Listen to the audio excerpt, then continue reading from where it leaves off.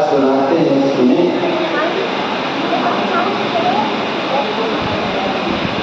देवोली मुंडाई श्री महादेव भगवान की जय। देवोली बनाकर आकर श्री विराट सागर मुनि महाराज की जय। मंदिर पर विराजमान श्री भगवंतों की जय।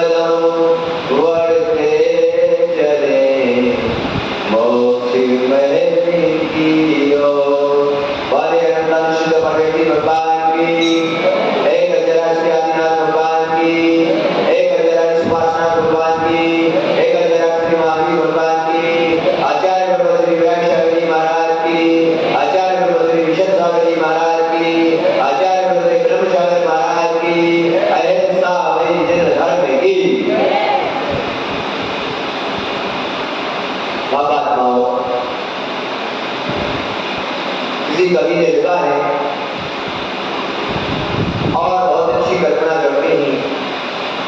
और यहाँ पर कहती हैं कि आप लोग यहाँ पर विराजित हो सभी लोग, आपको विदित है क्या आप यहाँ पर बैठे हुए लोग क्या ये साबित कर सकते हो, कोई व्यक्ति अगर आपसे प्रश्न कहे आकर कि तुम जैन कैसे हो, तो यहाँ पे एक आध बैठा हुआ व्यक्ति साबित कर सकता है कि जैन कैसे? आप जैन लगाते हो अपने पीछे, क्या अन्य संप्रदाय का व्यक्ति आपसे प्रश्न करे कि मैं नहीं मानता कि आप जैन कैसे हो, आप सिद्ध करो, तो क्या आप स्पष्ट करके जैन साबित कर सकते हो अपना? नहीं कर सकते,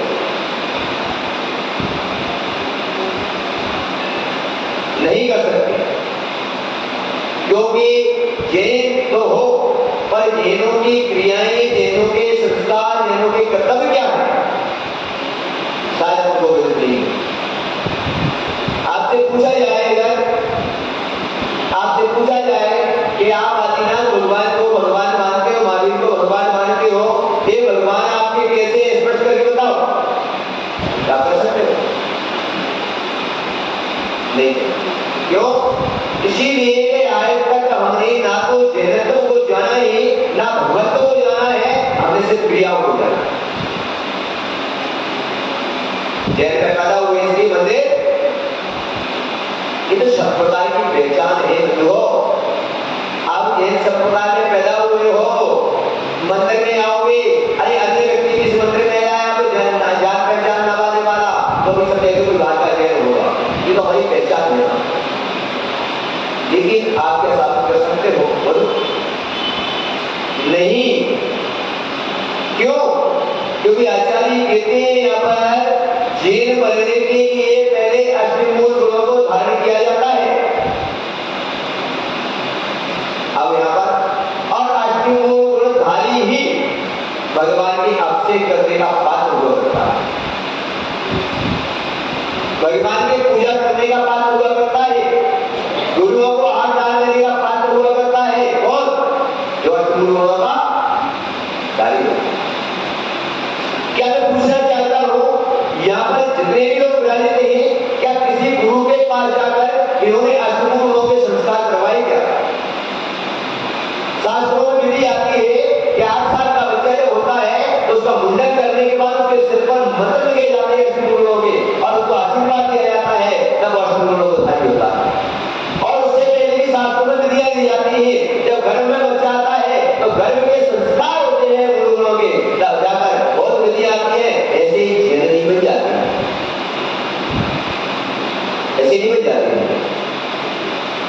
विचार करो, थोड़ा चिंतन करो, थोड़ा सोचो, यहाँ पर कितने लोग ही इस नगर के अंदर जिन्होंने गुरु से संस्कार करवाया हुआ अष्टमूल गुण, एक भी नहीं है ना, एक भी पूजन करके ऐसे करने का पात्र नहीं। इसलिए इसको क्रिया कहा है, धर्म नहीं कहा। धर्म तो ये है, धर्म ये है, धर्म बताइए मुझे कितने लोग हैं। और यहाँ पर वो अष्टमूल गुणों को धारण करने पर, और अभी तुमने नहीं किए, भले 80 साल के हो गया, आसान क्रिया कर रहे हो, लेकिन आपने अभी भी किसी गुरु के पास जाकर अष्टमूल संस्कार नहीं कराए, तो आप जैन नहीं हो।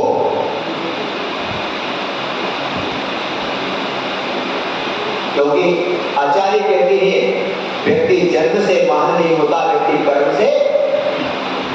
क्या आपने जैन को में जन्म लिया तो आप जैन हो गए, मान्यता को प्राप्त हो गए, काम क्या कर रहे हैं?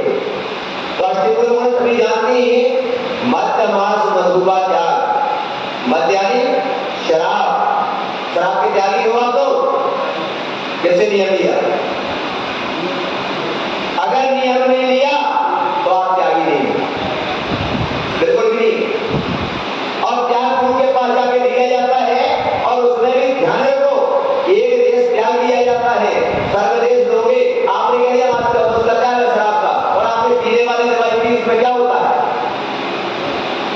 बोलो, ऐसा तो होता है, फल की दवाई पी के कहा है आपको त्याग शराब। मांस का त्यागी हुआ, आचार्य बोल गए शास्त्रों में रात्रि भोजन करना मांस के समान है, इसके समान है। बोलो, तो कहां त्यागी हुए हो? कहां त्याग हुए? रात को भोजन कर रहे हैं, विचार करो, थोड़ा चिंतन करो, थोड़ा सोचो। आचार्य कहते हैं रात्रि भोजन करना मांस के समान है और पानी पीना भूखे समान। विचार करो थोड़ा। मत मांस मधु यानी शहद, शहद का एक बूंद शहद का प्रयोग करना यानी 7 गांव को जलाने का पाप है। ऐसी शहद या तो विचार करो ऐसा और भी अन्य संप्रदायों में और अन्य संप्रदायों में भी इसका विवरण दिया है। क्या मार्कंडेय ग्रंथ में मार्कंडेय ऋषि ने भी इसका वर्णन किया है कि 4 द्वार है नरक के। प्रथम रात्रि भोजनम, अपनी जैन में बहुत ऊंची चीज है, आपको बता रहा हूं। प्रथम रात्रि भोजनम, प्रथम नरक का द्वार क्या बताया? रात्रि भोजन। द्वितीय स्पर्श गमनम, इसे अचार मुरब्बा पापड़ अभक्ष का सेवन करना। इसका अभक्ष का सेवन, अचार मुरब्बा जो भोजन बनाते हैं, अगर आप बनाते हो एक दिन 2 दिन उसका 24 घंटे के अंदर खा लो, पापड़ बना के रखा है, ये अभक्ष हो गया। क्या हो गया? अभक्ष। ये भी नरक का द्वार है। और भी उसमें लिखते हैं कि आलू खाना, तो उसमें लिख रहे हो क्या लिख रहे हैं कि अगर किसी व्यक्ति को अगर खाते हो तो एक ही जीव का दोष लगेगा, लेकिन आलू खाना उससे भी बड़ा पाप है, उसमें अनंत जीवों का दोष लगेगा। और बैगन का बताया है कि जिस घर में बैगन बनता है उसको शमशान की उत्पत्ति है, शमशान। ऐसा हमारा धर्म है। अब आप कैसे साबित करोगे कि आप जैन हो? नहीं बताओ कैसे साबित करोगे? क्या कर सकते हो? आप दूर जगह जाकर आप जैन नहीं कर सकते। आप अपने आप को जैन साबित नहीं कर सकते, तभी कर सकते हो शास्त्रों में लिखा है अब तेरी चीजों का त्याग करोगे। और वैसे भी अष्टभुजों में 5 नंबर पर बेगाड़े भीमर ऊपर पाकर और क्या है? नित्य देव दर्शन करना, छानकर पानी पीना और रात्रि भोजन का त्याग करना, ये तुम्हारे अष्टभुजों में आता है। अब मुझे बताइए नित्य देव दर्शन का किसका नियम है यहाँ? तो एक दिन भी बिना दर्शन के, चाहे बीमार हो जाओ, चाहे जंगल में फंस जाओ, बिना दर्शन के भोजन नहीं करेंगे। कौन सा ऐसा नियम है? किसी भी स्थिति में बिना दर्शन के भोजन न करें। चाहे हॉस्पिटल में पड़ा हो, वो बेड पड़ा हो, आप निकलते ही कहे मुझे जिनेंद्र भगवान की दर्शन चाहिए, नहीं तो मैं कुछ भी है और है नहीं। बंधुओं, छानकर पानी पीना, एक बार पानी छानकर पिया जाता है, वो भी 24 अंगुल 36 अंगुल का कपड़ा, वो भी इतना मोटा जिसमें सुना तो दिखाई ना दे, ऐसे कपड़े से छना हुआ पानी 48 मिनट तक रहता है, उसके बाद वो अनछना हो जाता है। कैसे व्यक्ति यहाँ पर बैठे हैं जो छानकर पानी पीते? बताओ। 48 मिनट एक बार छान लिया पूरे दिन, नरम पहले 36 अंगुल चौड़ा लंबा, 24 अंगुल चौड़ा, इतना मोटा कपड़ा जिसके बिछानी भी की जाए उसको छना पानी मारा जाता है। ध्यान रखो ये सब कौन सा व्यक्ति है? रात्रि भोजन का त्याग कौन व्यक्ति है जो सूर्य अस्त के 48 मिनट पहले भोजन करके रात्रि का पानी और भोजन का त्याग कर देता है? उसको बोलते हैं रात्रि भोजन का त्याग। सूर्य अस्त के 48 मिनट पहले भोजन हो जाना चाहिए, ऐसा नहीं कि सूर्य के अंदर पड़ा है। ऐसे आचार्यों ने कहा, ऐसे अष्टभुजधारी व्यक्ति जैन कहलाता है। जैन बताओ, अभक्ष का सेवन कर रहे हैं, आलू प्याज खा रहे हैं, गड़न खा रहे हैं, बाजार में खा रहे हैं, होटलों में खा रहे हैं, यहाँ तक तो मुझे तो चक्कर होता है कि यहाँ पर संस्कार से लगाया जा रहा है और रात्रि को बाजार में पेड़ बच्चों को बांटे जा रहे हैं। क्या तुम जैन बनोगे? क्या संस्कार डालोगे? बाजार के पेड़ बांटे जा रहे रात्रि को, यहाँ पर रात्रि भोजन का त्याग की बात चल रही है और रात्रि को पेड़ बाजार के खाए जा रहे हैं। क्या तुम संस्कार दोगे? क्या क्या संस्कार से चला क्या रात्रियों को मंदिरों में लोकार्पण चलता है, रात में चाय चल रही है, लस्सी चल रही है, क्या हम संदेश देंगे, कैसे साबित करोगे कि हम जैन हैं? बोलो करके दिखाओगे साबित? मात्र जन्म होने से महान हो गए क्या? मात्र क्रियाओं करने से महान बन गए क्या? नहीं बंधुओं, ध्यान रखो अपने इस जीवन में ऐसा व्यक्ति अपने जीवन में इसका पात्र हुआ करता है। मैं तो कहता हूं ये परंपराएं हम चलाने नहीं करते हैं।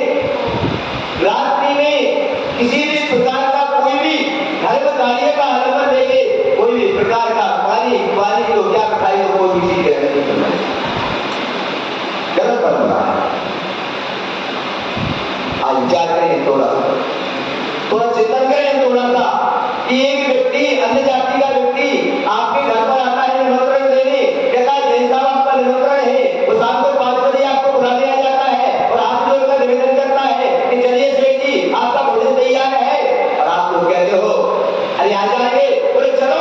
अरे उसकी आस्था है कि जैन लोग रात्रि भोजन नहीं करते, इसलिए वो दिन में बुलाने आता है और तुम कहते हो आजकल सब चलता है, जब वो उसकी भी श्रद्धा पर धज्जियां उड़ा रही हो, उसकी श्रद्धा को भी तुमने, तो तुमको कैसे कहेगा तुझे? उसको भी पता है कि जैन लोग रात्रि भोजन नहीं करते, उसकी श्रद्धा है, और तुम्हारी बोलो कैसे करोगे जैन धर्म क्या? कैसे कहोगे आप जैन हुआ? मात्र से हो जाओगे क्या? एक साथ बात करें नहीं बंधुओं, एक बार का एक प्रकरण आता है, एक बार का प्रकरण आता है।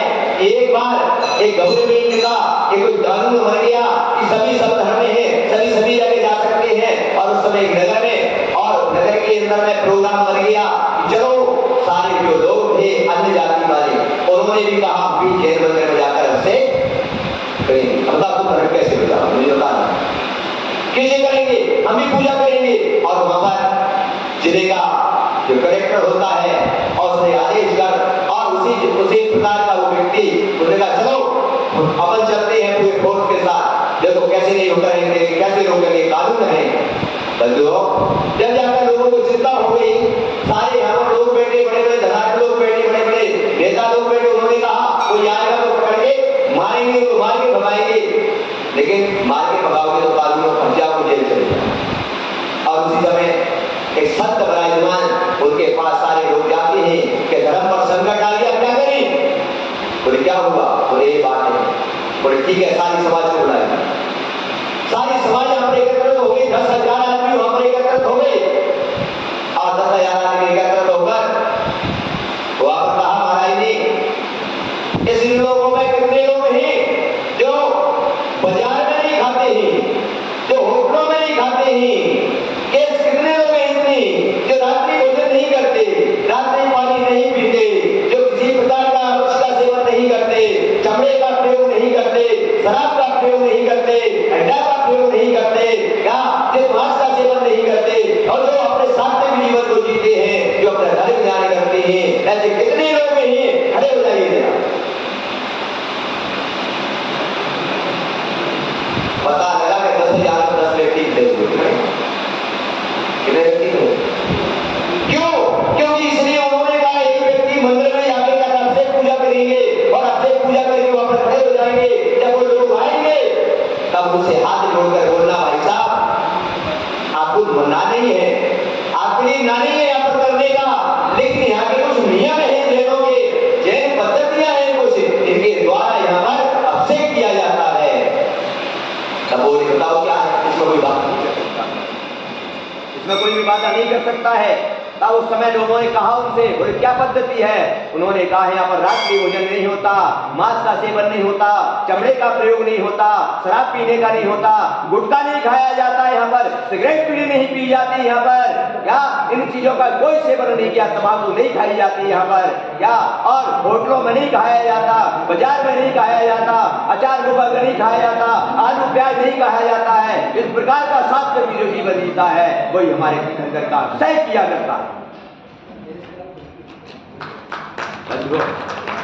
तब जाकर वहां पर कहा उन लोगों ने क्या आपका तुम्हारा धर्म तुम करो, हमारे बस का काम और हमारे धर्म की रक्षा हो गई। बंधुओं तुम क्या रक्षा करेंगे बताओ, क्या रक्षा कर पाए? तुम धड़ल्ले से जूते चप्पल पहन के मंदिरों में आ रहे हो, घर से लोग मैंने कई जगह देखता हूँ घर से धोती दुपट्टा पहने हो, चप्पल पहन के आ रहे हैं, बोले महाराज रास्ते में गंदगी है इसलिए नहीं आते हैं। क्या सोचते हैं किस प्रकार की हमारी स्थिति चल रही है, किस प्रकार का कार्य चल रहा है, धड़ल्ले से रात्रियों को हमारे बच्चों की शादियां कर रहे हैं। बताओ क्या जैनों का परिचय हो गया?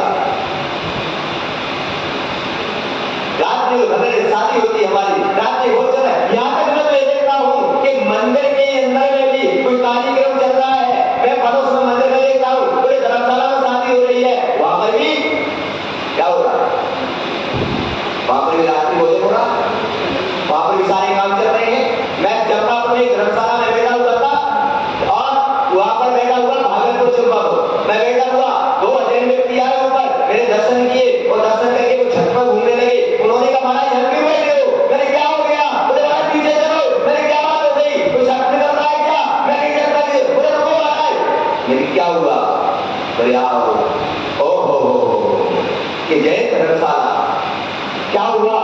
पीछे देखा एक पानी की टंकी खाली, शराब की बोतलों से भरी। मैं उनको क्या जवाब दूं बता? विचार करो, चिंतन करो। पर आचार्य भी कहते हैं समय दर्शन के प्रकरण में 25 दोषों से रहे, सप्त विषयों से रहे, क्या सप्त दोषों से रहे, और भी आचार्य बता रहे हैं सप्त भय से रहे, 5 अधिकारों से रहे। जो व्यक्ति हुआ करता है वो भगवान की सेवा करने का कार्य हुआ। विचार करें तो हम रात्रि को आते हैं, 11 बजते हैं, 12 बजते हैं, 12-1 बजे तक भोजन करके सो जाते हैं और कई लोग तो रात में बैग लगाकर भी सो जाते हैं और सुबह भगवान पर क्या कर रहे हैं बोलो? विचार। अगर आप वास्तव में अगर जैन का परिचय देना चाहते हो तो आप इन सारी चीजों को अमल करो, सारी चीजों पर चलना का विश्वास करो, तब जाकर हम दूसरों के लिए बता सकते हैं। एक समय था पहले क्या इसे रोज निकलते थे तो जोर जोड़ा छन्ना और उसके बाद वो होता था जैसे वो छन्ना निकाल कर पानी पीता था, सामने वाला हाथ जोड़कर सम्मान करता था। जैन लोग हैं, कुआं पर से लोग बीजों पर जाते थे, इनको पानी पीने दो, जैसे रात्रि भोजन होता था जगह देते थे तो बड़ा सम्मान होता था। आज क्या सम्मान होता? क्या सम्मान? हमारा सम्मान हमने खत्म कर दिया। सिर्फ मात्र धर्मात्मा बनने से काम नहीं चलता, धर्म को धारण करने से धर्म किया हुआ करता है। मात्र दिखावा धर्मात्मा से धर्मात्मा नहीं बना करके अंतरंग में धर्म उतारा जाता है, तब जाके हम धर्म की क्रिया कर पाते हैं। बंधुओं अब आज जैन का बताया, कल भगवान का बताऊंगा कि भगवान का परिचय हम कैसे दे सकते हैं, हम कैसे साबित कर सकते हैं क्या बिना हमारे भगवान सिर्फ तुम जानते हो, अन्य लोग नहीं, अन्य लोगों को कैसे साबित कर पाएंगे? अन्य लोगों में अगर तुम्हें जैन साबित करना है तो भगवान की बताई हुई वाणी को स्वीकार करना पड़ेगा, इस पर चलना पड़ेगा। और नहीं तो ध्यान रखना अपने जीवन में जन्म से तो जैन हो सकते हो पर कर्म से नहीं हो सकते ही। इसलिए अगर हमको मान बनना है तो कर्म इस प्रकार के करो, तब जाकर जीवन में आपको कुछ मिलने वाला है, कुछ प्राप्त होने वाला है, और नहीं तो यूं ही आए और यूं ही चले जाएंगे। बंधुओं ऐसे अगर आपने अभी भी अपूर्ण के संस्कार नहीं कराए हैं तो कल सारी समाज या एकत्रित होकर या संस्कार करा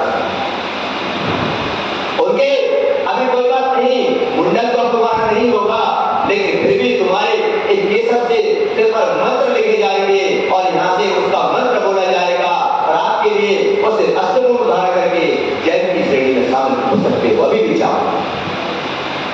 चाहो तो सब लोग ठीक 8:30 बजे यहाँ पर समय रखा गया उद्देश्य का, लेकिन किसी कारणों के कारण से, किसी अपनी मंदिर की परंपराओं के कारण से हमारा प्रवचन ठीक समय पर नहीं हो पाता है, कोई अलग बात है। लेकिन बंधुओं वास्तव में सत्य ये है ये सीख लीजिए। आज मैं इतना ही आपको बताना चाह रहा हूँ सिर्फ। क्यों? ये मंदिर क्या है हमारा? पहले कलिक वृक्ष होते थे। क्या होते थे? कलिक वृक्ष का क्या काम होता है? बोलो। कलिक वृक्ष क्या करते हैं? मनवांछित फल देते हैं। तो हमारे शास्त्रों के अंदर कलिक वृक्षों का 10 प्रकार का वर्णन आता है, जो मांगते हैं उनसे मिल जाता है। लेकिन मैं आज भी तुमको बता रहा हूं, आज भी एक कलिक वृक्ष है हमारा मंदिर। क्या है वो? कलिक वृक्ष हो गया, कोई बात नहीं, आज भी ये मंदिर हमारा क्या है? कलिक वृक्ष है। आज भी इस कलिक वृक्ष से हम मनवांछित फल प्राप्त कर सकते हैं। लेकिन कब कर पाएंगे? यहाँ पर आचार्य कहती है, बताती है कि ये कलिक वृक्ष जो धीरे धीरे पीला पड़ने लगा। क्या पड़ने लगा? और वहां के बुजुर्ग जो थे, लोगों को चिंता लग गई कि कलिक वृक्ष पीला पड़ता जा रहा है, फल कम दे रहा है। पहले मैं पूछ रहा हूं तुमसे, पहले मंदिर में आते ही तो भगवान के आगे दीपक लगाते थे और भगवान की आराधना करते थे, और बाहर निकलते ही तुम्हारा काम सिद्ध हो जाता है। और आज घंटों तक यहाँ पर भगवान छट गए, लेकिन हमारा कोई फर्क नहीं पड़ा। बंधुओं, कलिक वृक्ष जब पीला पड़ने लगा तो लोगों ने चिंता हो गई, बड़े बड़े इंजीनियर को लेकर आए, बड़े बड़े डॉक्टरों को लेकर आए। तुम भी क्या करते? तुम भी तो ही करते। अभी महाराष्ट्र में एक वास्तु वाला ले आओ, तो क्या हो गया? ऐसा बताओ, इसमें क्या दिक्कत है? पहले तो बहुत होता था, पहले हमारे घर में ही होता था, पहले हमारी दुकान में होता था, अब क्या हो गया? वो वास्तु वाले बनाए, उन्हें ऐसा करो, ऐसा करो, ऐसा करो, सब घर तोड़ डाला, मंदिर तोड़ डाले, सब बना डाला। बंधुओं, और पीला पड़ता चला गया। लोग और चिंता में बैठ गए कि अभी तक थोड़ा सा मिलता था, वो भी मिलना बंद हो जाएगा। तब पीला पड़ता गया, चिंता हो गई। चिंता होते होते चलते हैं, सारे उपाय कर लिए, सारे गंभीरता से इंजीनियर डॉक्टर बुला लिए, सब जगह से बुला लिए, पर कोई फर्क नहीं पड़ा। और उसी समय नगर में, उस नगर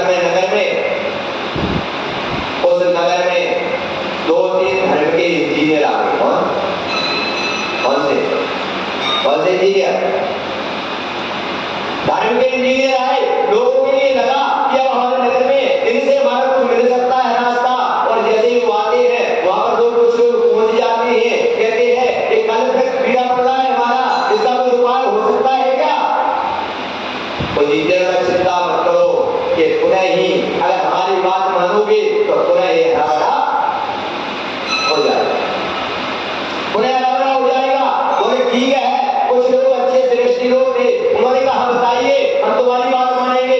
दूसरी तरफ दूसरा कोई कह रहा था, बोले चुप रहो, क्या बोलेंगे लोग, हमें नहीं माननी इनकी बात। तीसरे बोले नहीं, पता नहीं, चले आते हैं। बोलो हम उनसे पूछेंगे उनकी मानेंगे, उनसे पूछेंगे उनकी मानेंगे। बस इसमें क्या हुआ? झगड़ा। क्या हो गया? आपस में ही क्या हो गया? झगड़ा शुरू हो गया। तब कुछ और लोग थे, उन्होंने कहा देखो भाई, सब हमारी बात मानो। अरे पूछने में क्या जाता है? बोले पूछ लो, काम तो उल्टा सीधा बताएंगे, तो सीधा तो बताएंगे नहीं। तब उस समय पूछा गया क्या करना है? तैयार है।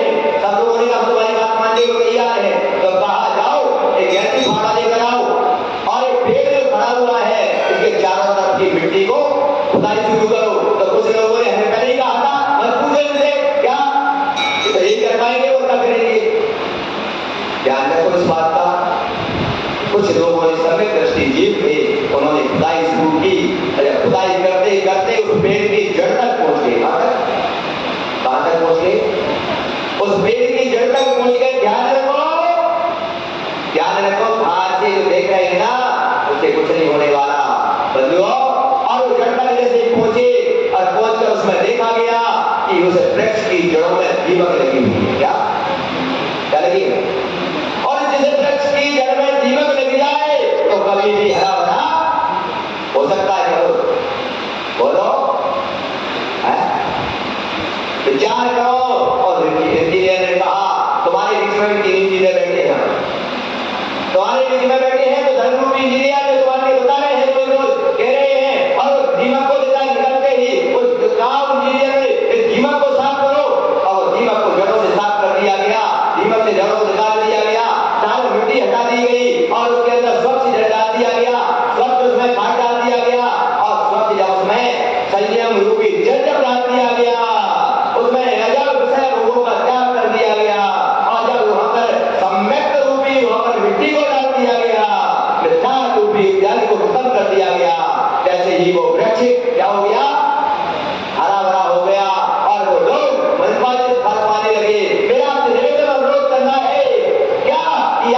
हमारा जो वृक्ष है वृक्ष उसकी जड़ समाज है, उस समाज में दीमक लग रही है, उस दीमक को साफ कर डालो, उसमें सम्यक रूपी उसमें मिट्टी को डाल दो, संयम रूपी पानी को डाल दो, तो तुम्हारा ये वृक्ष हरा भरा हो जाएगा और तुमको बांधकर से फटफटाना शुरू हो जाएगा। अगर दीमक साफ नहीं की तुमने तो जो मिलना है वो भी क्या हो जाएगा? तो जड़ों में दीमक लग चुकी है।